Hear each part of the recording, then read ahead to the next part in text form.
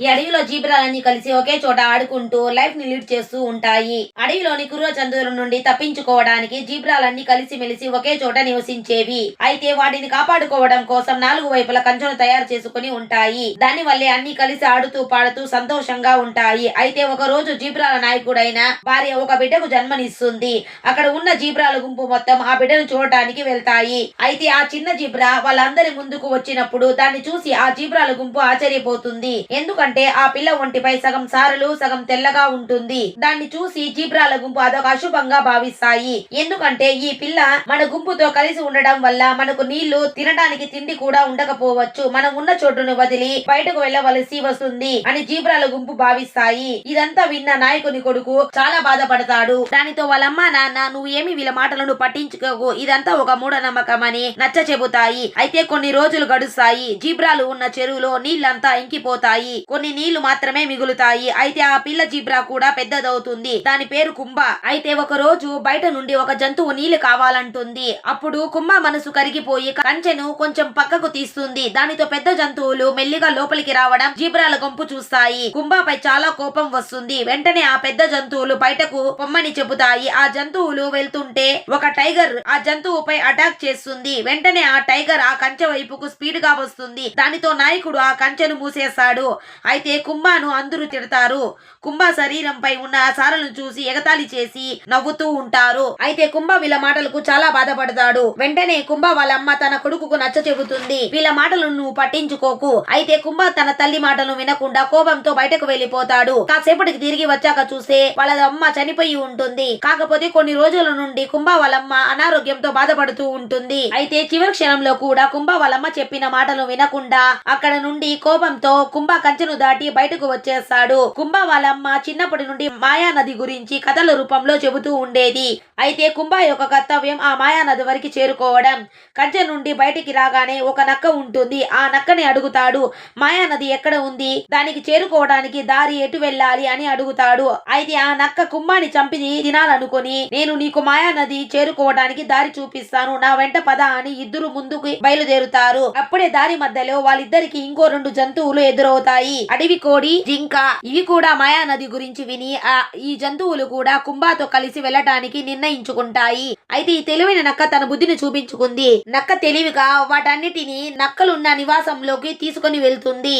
అయితే ఆ జింక నక్కల గుంపుతో ఫైట్ చేసి కుంభాని కాపాడుతుంది. అయితే కుంభ చాలా బాధపడుతుంది. ఎందుకంటే మీరిద్దరూ నాతో రావడం వల్ల మీ ప్రాణాలు ప్రమాదంలో పడ్డాయి, తిరిగి వెళ్లిపోండి అని ఆ జింక అడవి కోడి కుంభను ఒంటరిగా వదలడం ఇష్టం లేక తనతో పాటు ప్రయాణం చేస్తాయి. అయితే కొంతసేపటికి కుంభకి ఒక నది కనిపిస్తుంది. కుంభ అది మాయా నది అనుకొని దానిలో నేను మునిగితే నా శరీరంలో సారలు తిరిగి వస్తాయి, ఆ నదిలోనికి దిగుతుంది. అయితే తన శరీరంలో ఎటువంటి మార్పు రాదు. అయితే కుంభకు అర్థమవుతుంది ఈ నది మాయా నది కాదు. పాపం కుంభ నిరాశతో పైకి వచ్చేస్తాడు. అయితే ఆ అడవిలోకి టూరిస్టులు అక్కడ ఉన్న జంతువులను ఫోటోలు తీయడానికి వస్తారు. జంతువులను ఫోటో తీస్తూ ఉండగా టూరిస్టుల కళ్ళు ఆ జీబ్రాపై పడతాయి. అయితే కుంభాని చూసి టూరిస్టులు ఆశ్చర్యపోతారు. అప్పుడు పాపం కుంభాని జూకి తీసుకొని వెళ్ళటానికి నాలుగు పక్కల కుంభాని వెళ్ళనివ్వకుండా చుట్టుముడతారు. అయితే కుంభ మరొక వైపు తప్పించుకోవడానికి పరిగెడుతుంటే బోన్ని ఓపెన్ చేసి పెడతారు. పాపం కుంభ ఎటు వెళ్ళలేక బోన్ లోపలికి వెళ్ళిపోతుంది. అయితే కుంభాని కాపాడడానికి కుందేలు ఉన్నట్టు ఉండి ఆ ట్రక్ అద్దంపై దూకుతుంది. దానితో ట్రక్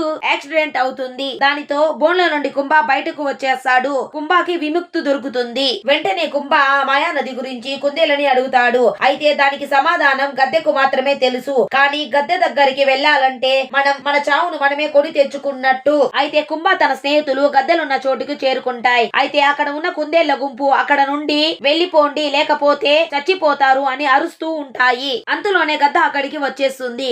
కుంభని చంపబోతుంటే కుంభ తన కథ మొత్తం గద్దకు చెబుతాడు. నాకు మాయా నది వెళ్ళడం నా కోరిక. అయితే గద్ద కూడా ఆలోచనలో పడుతుంది. కొంతసేపటికి మాయా నది ఎక్కడ ఉందో కుంభకి చెప్పేస్తుంది. అయితే ఇవన్నీ దాటుకొని వచ్చావు, ఆఖరిగా టైగర్ ను దాటుకొని వెళ్ళాలి. ఆ మాట వినగానే కుంభ భయపడిపోతుంది. కానీ ఇక్కడ ఇంకో ప్రమాదం కూడా ఉంది. టైగర్ కూడా కుంభ కోసం వెతుకుతూ ఉంటుంది. కుంభ టైగర్ ఉన్న ప్లేస్ దగ్గరికి రాగానే కుంభ తన స్నేహితులతో అంటాడు, ఇక నుండి నా ప్రయాణం నేనే చేస్తాను, ఎందుకంటే నా కోసం మీ ప్రాణాలు పోవడం నాకు ఇష్టం లేదు అని చెప్పి ఒంటరిగానే లోపలికి వెళ్తాడు. అంతలోనే టైగర్ కూడా వచ్చేస్తుంది. అయితే ఈ టైగర్ కుంభాని తినటానికి ఎదురు చూస్తూ ఉంటుంది. అక్కడ ఉన్న ఏ జంతువులను పట్టించుకోదు. ఆ టైగర్ వచ్చిందని అని తన స్నేహితులకు అర్థమవుతుంది. కుంభ ప్రమాదంలో ఉన్నాడు. వెంటనే తన స్నేహితులు ఆ టైగర్ వెనక పడతాయి. మరొక వైపు కుంభ ఆకలి వల్ల నీరసంతో కళ్ళు తిరిగి కింద పడిపోతుంది. అక్కడికి తను నీళ్లు త్రాగడానికి సహాయం చేసిన జంతువు అక్కడికి వచ్చి తను తినడానికి ఆహారాన్ని ఇవ్వడంతో కుంభకి కొంచెం శక్తి వస్తుంది. అయితే కుంభ వాళ్ళ నాన్నకు కూడా తెలిసిపోతుంది తన కొడుకు మాయా నదిని చేరుకోవటానికి నిర్ణయించుకున్నాడని. ఎందుకంటే తన తల్లి కథల రూపంలో చెబుతూ ఉండేది. అది విని తన తండ్రి సంతోషపడతాడు. తన అనుచరులతో కలిసి కుంభ కోసం వెతుకుతూ బయలుదేరుతాడు. అయితే ఈ విషయం అడవిలో ఉన్న అన్ని జంతువులకు తెలిసింది. ఒక జీబ్రా మాయా నది మైకంలో అన్ని ప్రమాదాలను ఎదుర్కొని తన గమ్యాన్ని చేరుకోవాలని వెళ్తూ ఉంటుంది. అయితే కుంభ చివరికి మాయా నదికి వెళ్లే దారిని చేరుకుంటుంది. అయితే అక్కడికి రాగానే అనుకోకుండా ఒక పెద్ద తుఫాను వల్ల పిడుగుపడి అక్కడ ఉన్న పెద్ద చెట్టు కూలి ఆ చెట్టు నేరుగా కుంభ వెళ్ళవలసిన దారి వైపు పడుతుంది. అయితే కుంభ దానికి కూడా దాటుకొని వెళ్లిపోతుంది. అయితే ముందుకు వెళ్ళగానే అక్కడ ఒక గుహ కనిపిస్తుంది. లోపలికి వెళ్లి చూడగా అక్కడ ఒక నది మెరుస్తూ కనిపిస్తుంది. అయితే కుంభకి అర్థమవుతుంది ఇదే మాయా నది. అయితే ఇది కథ కాదు, నిజమే. తరువాత అక్కడ ఉన్న రాళ్లపై కొన్ని బొమ్మలు గీసి ఉంటాయి. అవి ఎవరివో కాదు, కుంభ శరీరం పైన ఉన్న సగం సారలు సగం ప్లెయిన్ గా ఉంటాయి. అంతలోనే అక్కడికి టైగర్ వచ్చేస్తుంది. అయితే కుంభని చూసి చెబుతుంది, నువ్వు అన్ని జీబ్రాల కన్నా నువ్వు స్పెషల్. నేను నిన్ను తింటే చాలా శక్తివంతుడిని అయిపోతాను అని చెప్పగానే దాని విని కుంభ టైగర్ నుండి తప్పించుకోవడానికి అటు ఇటు దొరకకుండా పరిగెడుతూ ఉంటుంది. టైగర్ కూడా కుంభని పట్టుకోవడానికి స్పీడ్ గా వెంట పడుతుంది. టైగర్ స్పీడ్ గా పరిగెత్తడం వల్ల ఆ గుహ పాతది కావడం వల్ల గుహ కూలి ఆ సరస్సులోని నీళ్లు మొత్తం కిందకు వెళ్లిపోతాయి. అయితే కుంభ టైగర్ రెండు ఒక ఎత్తైన ప్రదేశంలో చిక్కుకుపోతాయి. అయితే కుంభ అంటాడు, మనం ఇప్పుడు గొడవ పడాల్సిన సమయం కాదు, ఒకరికొకరు సహాయం చేసుకోవలసిన సమయం అని చెబుతాడు. తన మాటలను పట్టించుకోకుండా కుంభ పైకి దూకుతుంది. బ్యాలెన్స్ తప్పి టైగర్ సరస్సులో పడిపోవడంతో దానిపై ఆ రాయి పడి ఆ టైగర్ చనిపోతుంది. కుంభ కూడా ఆ నీళ్ళలోనే పడిపోతాడు. తన స్నేహితులు కుంభని ఒడ్డుకు తీసుకొని వస్తారు. అయితే కదలకపోవడంతో కుంభ కూడా చనిపోయాడనుకుంటారు. కానీ అక్కడ ఒక వర్షం పడడంతో కుంభకు స్పృహ వస్తుంది. దానితో అక్కడ ఉన్న జంతువులు సంతోషపడతాయి. అయితే అక్కడ ఉన్న జంతువులకు నీళ్లు పుష్కలంగా ఉండడంతో